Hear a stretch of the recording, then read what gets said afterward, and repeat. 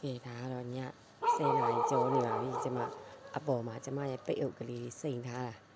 အဲ့ဒီလာရိတ်ပြတာပါ10 နာရီကျော်နေမနေ့ကျရေဝအောင်လို့ပေါ့နော်တညာလုံးရေစိန်ရပါတယ်အရောင်လေးတွေကကြည်ပြီးတော့မှရေလေးတွေကလည်းကြည်နေဒါဘာလို့ရေကြည်လဲဆိုရင်ကျမတို့ပိတ်အုပ်တွေကစေးလုံးဝမကျွတ်ဘူးဆိုတဲ့သဘောပြောတာပေါ့နော်စေးလုံးဝမကျွတ်ပါဘူးဒီမှာရေလေးတွေကကြည်နေတာပဲဒီမှာ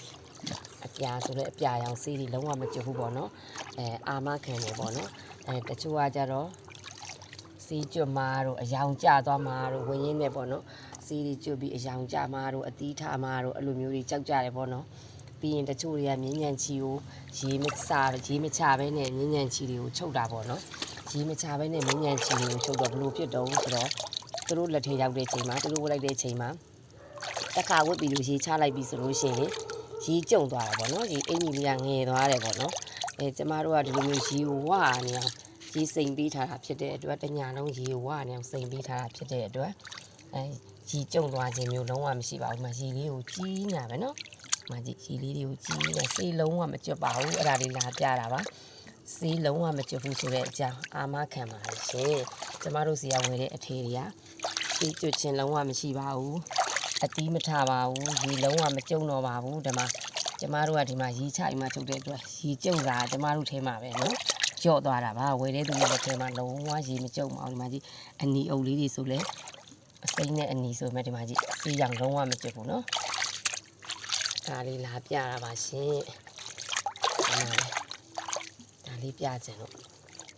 ညာပဲရေစိမ်းဟာလေးပြချင်လို့တညာလုံးရေဝါနေပြီမနှခင်းကြတော့ရေစစ်6ခန်းရေပြ6ပြီးဆိုမှကျမတို့ညှက်ရပါတယ်ပေါ့နော်အင်ကြီးတစ်ထည်ဖြစ်ဖို့လည်းမလွယ်ပါဘူးရှင်အင်ကြီးတစ်ထည်ဖြစ်ဖို့အဆင့်ဆင့်မလွယ်ပါဘူးကျမတို့ဒီကုံကျန်းတွေရောက်ဖို့စက်ရုံကနေပြီးတော့ကျမတို့စီကိုရောက်ဖို့ကားနဲ့တည်ရပါတယ်လမ်းခရီးတည်ပြီးတော့မှအိမ်ရောက်ပြီးတော့မှဒါလေးကိုရေချပြီးဆိုလို့ရှိရင်တခါကျမတို့အချောက်ခံရပါတယ်အချောက်ခံပြီးလို့ပြီးမှ